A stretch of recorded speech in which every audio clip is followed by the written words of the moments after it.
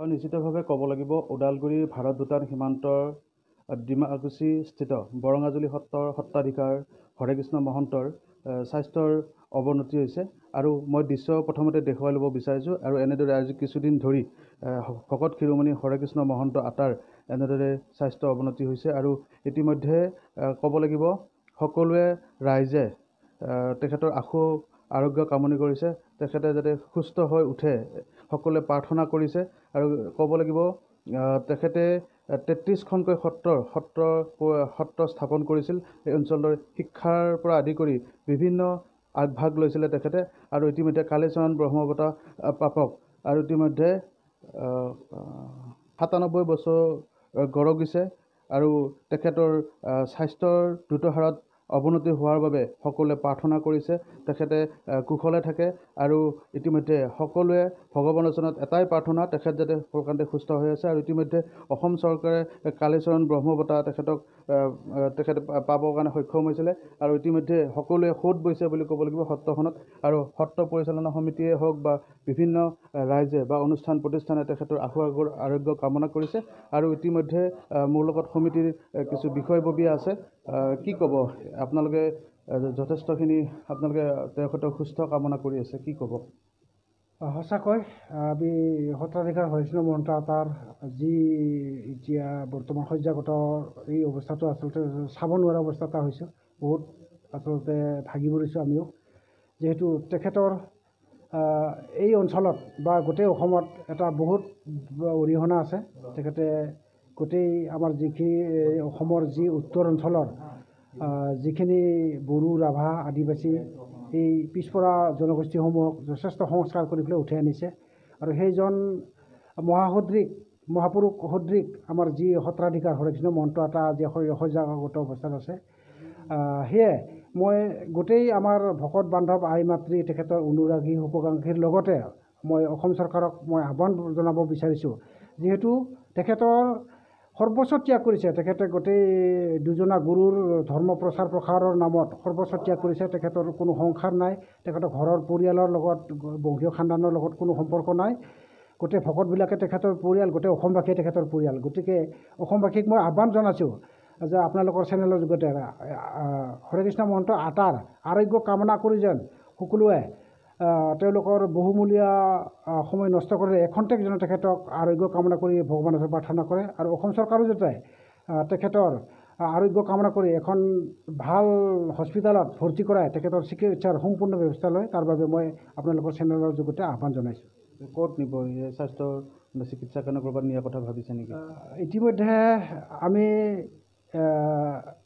আমাৰ আটাৰ এজন সেৱক হিচাপে আমি আমাৰ মাজত এতিয়া যোগাযোগ হৈ আছে। আমি অসম চৰকাৰে ইতিমধ্যে আটাৰ বিষয়টোক গুৰুত্ব সহকাৰে লোৱা বুলি পেলাই আমি গম পাই আছোঁ। কিমান দূৰ সত্য নাজানো। তেখেতক মই জনাত যিমান দূৰ সম্ভৱ গুৱাহাটী GMC হস্পিটেলতে ভৰ্তি কৰাব। আমি কাইলৈ 8টা বজাত ইয়াৰ পৰা আমি গুৱাহাটী GMC অভিমুখে আমি আটাক লৈ ৰাওনা হ'ম। আৰু নিশ্চিতভাৱে ক'ব লাগিব সকলোৱে একেমুখে আশু আৰোগ্য কামনা কৰিছে আৰু মোৰ লগত এজন লোক আছে সত্ৰৰ লগত সততে জড়িত। কিমান দিন হ'ল এনেদৰে তেখেতে অসুস্থ হৈ আছে?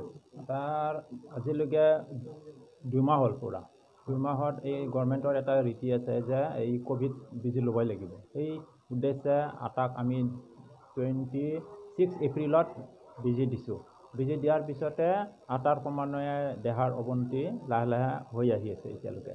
গতিকে এতিয়া 3 দিন হ'ল বেছিকৈ মানে বিচনা শয্যা হ'ল। গতিকে সেইকাৰণে ভকতসকলে বা বান্ধৱ আই মাতৃসকলে আটাক আৰোগ্যৰ কামনা কৰি যেন মানে প্ৰাৰ্থনা জনায়। আৰু নিশ্চিতভাৱে ক'ব লাগিব ক'ভিড যি ভেকচিন লোৱাৰ পিছতে তেখেতৰ স্বাস্থ্য দ্ৰুত হাতত ব্যাপক অৱনতি হৈছে বুলি ক'ব লাগিব। আৰু এজন লোক আছে, কি ক'ব? কৃষ্ণ জয় গুৰু শংকৰ। আজি আচলতে আমাৰ ভকত শিৰোমণি শ্ৰদ্ধাৰ মাননীয় হৰেকৃষ্ণ মহন্ত বাপজনা এনেকুৱা সৰহসজ্জা অৱস্থাত থকাটো দেখি আমি সঁচাসচিকৈ মৰ্মাহত হৈছোঁ। ইয়াৰ লগে লগে মই তেখেতৰ আশু আৰোগ্য কামনা কৰিছোঁ আৰু লগতে আপোনালোকৰ জৰিয়তে মই অসম চৰকাৰক অনুৰোধ কৰিব বিচাৰিছোঁ যেন অসম চৰকাৰে এই ক্ষেত্ৰত সম্পূৰ্ণ দায়িত্ব গ্ৰহণ কৰি তেখেতৰ ব্যৱস্থাখিনি গ্ৰহণ কৰে, তাকে মই এই ক্ষেত্ৰত কামনা কৰিছোঁ। আৰু নিশ্চিতভাৱে ক'ব লাগিব যিহেতু তেখেতৰ দ্ৰুত হাৰত স্বাস্থ্য অৱনতি হৈছে আৰু একেমুখে সকলোৱে তেওঁ সুস্থ হোৱাটো কামনা কৰিছে। আৰু ইতিমধ্যে সত্ৰ পৰিচালনা সমিতিয়ে উল্লেখ কৰিছে যে চৰকাৰে এই বিষয়বস্তুটো চালি জাৰি চাই তেখেতৰ এখন যেন সুন্দৰ হস্পিটেল এখনত ৰাখি তেখেতৰ স্বাস্থ্য যাতে ভাল কৰি আনিব পাৰে তেওঁলোকে কামনা কৰিছে। আৰু ইতিমধ্যে ক'ব লাগিব ৰাইজে অসমৰ ৰাইজে বা এই অঞ্চলটোৰ ৰাইজে তেখেতৰ সুস্থ কামনা কৰি বিভিন্ন স্থানত প্ৰাৰ্থনা কৰিছে।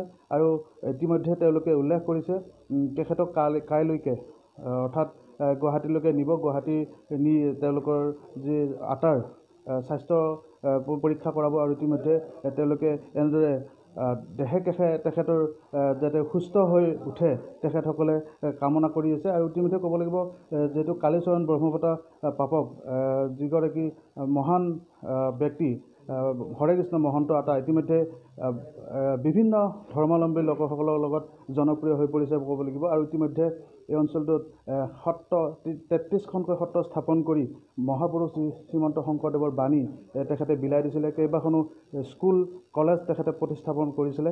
আৰু তেখেতে বৰপেটাৰ পৰা আহি এই স্থানত থাকি যি ভাৰত ভূটান সীমান্ত এটি অঞ্চলত এটি দুৰ্গম অঞ্চলত এটা সত্ৰ স্থাপন কৰি শংকৰদেৱৰ প্ৰতি যি জ্ঞান ধৰ্ম বিলাইছিল তাক নিশ্চয় শলাগ ল'ব লাগিব। আৰু আমি প্ৰাগ নিউজৰ ফালৰ পৰা তেখেতৰ আশু আৰোগ্য কামনা কৰিছোঁ।